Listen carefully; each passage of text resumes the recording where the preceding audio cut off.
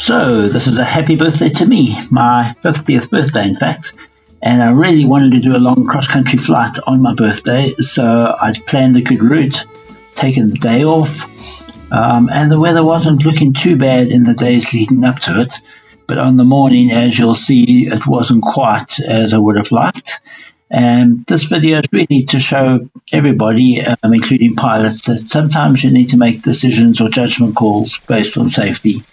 Either sometimes on the ground before you get up in the air, and sometimes in the air, even if it means cutting your flight short. So it was very foggy, but it's quite hard to tell how high a fog or cloud base is unless you've got a reference point like a big windmill or wind turbine or something to that effect.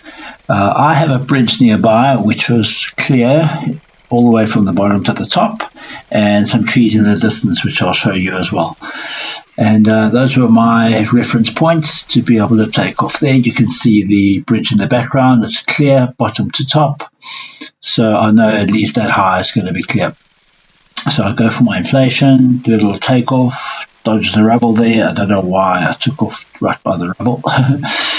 And a pretty good smooth takeoff. Now, I'm purposely not climbing high fast.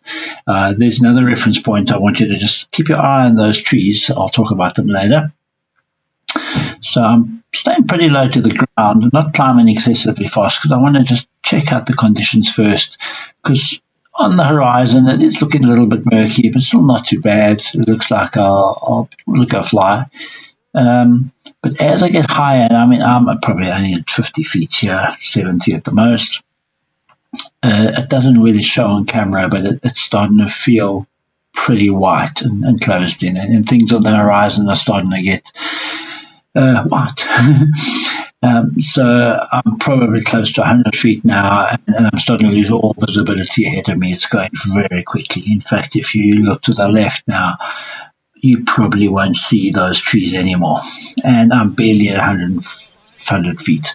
I do a quick turnaround, my bridge has disappeared altogether. So had I climbed any more than this, another 10, 20 seconds, maybe 30 at the most, I probably wouldn't have been able to see the ground anymore. So immediately you've got to make a call, and my call was get back on the ground as soon as possible. I still can't see the bridge. I can barely see the highway there. And I didn't want to land on the highway on my 50th birthday. So straight back to the field. Safety comes first. I know this area, so I know there's no power lines. Obviously, it's clear now as I've got low to the ground again. And I'm not too bothered about spot landing close to my gear like I normally do. I just wanted to get into the middle of the field, get on the ground, and that's that. So I line myself up with a windsock. It's quite a decent breeze, so I'm coming in fairly slowly here. You'll see it's a really slow approach, and land literally on my tippy toes. And there's a saying in pretty much all of aviation, which was definitely true on this day, that you'd rather be on the ground wishing you were in the sky than be in the sky wishing you were on the ground. There you can see my bridge is visible again. So I was definitely glad to be back on the ground. So that's just a quick little lesson that it doesn't matter how well you plan and what you expect to do and what the weather forecast says, and even what it looks like on the ground. The moment you get up there without a reference point, you've got no idea what's going to happen in terms of visibility, in terms of wind direction, wind shear, turbulence. It's a whole different world up there. So I was just happy to now be on the ground, pack up, call it a day. I got up early, but like they say, if you're not in it, you don't win it.